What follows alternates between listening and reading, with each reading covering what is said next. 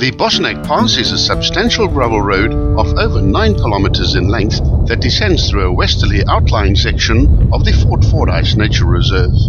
The altitude variance is 418 meters, and with a summit height of 1,121, you can be assured of sweeping views over the reserve with its densely wooded mountains and valleys and the attractive dam nestling right at the bottom.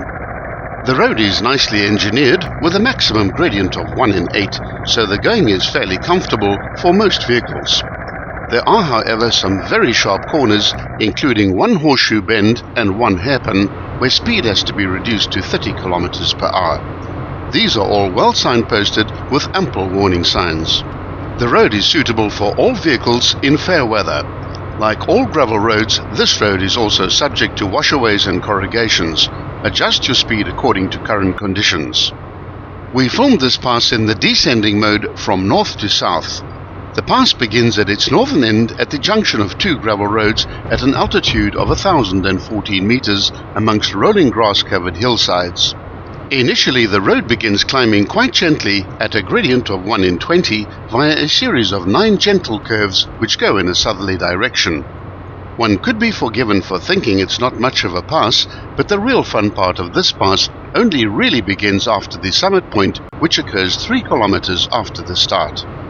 The summit is easily noted by a strategically placed cattle grid with a prominent green road sign just ahead of it. The sign is a little faded, but still legible. The more observant motorist might note that the cattle grid marks the northern border of the Umpofu and P0646 nature reserves, and that a range of activities are prohibited, amongst which is noting a lower than average speed limit. After the cattle grid, the distant mountains around the town of Adelaide become visible. The altitude of 1,021 meters provides grand views over the surrounding valleys and mountains. From here the descent begins quite gently at first at a gradient of 1 in 19. This soon increases to 1 in 14 and then rapidly to 1 in 11 over the next 1.5 kilometers. Make a note of this very dangerous and sharp left-hand bend which occurs at the 5.5 kilometer point. Not only does it have a turning arc of 140 degrees, but the radius is extremely tight. To add to this, the sharp curvature and banking encourages rapid water runoff, which leaves this bend riddled with washaways and severe corrugations.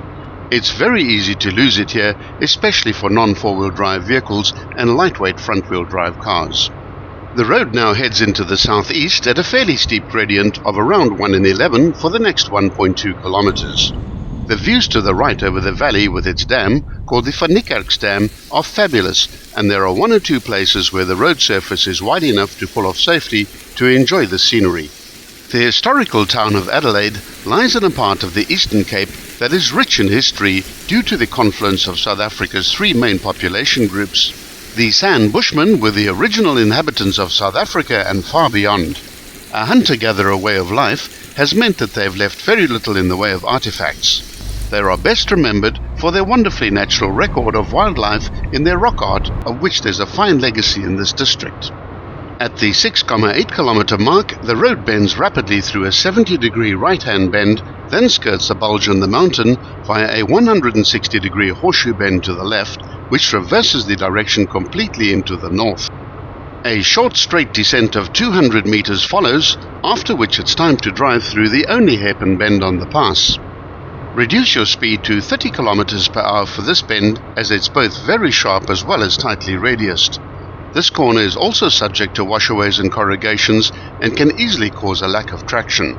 Take it nice and slow, and more so if you've not deflated your vehicle's tires. The gradient now eases off to around 1 in 18 after the hairpin, and the heading is due south for the next 500 meters.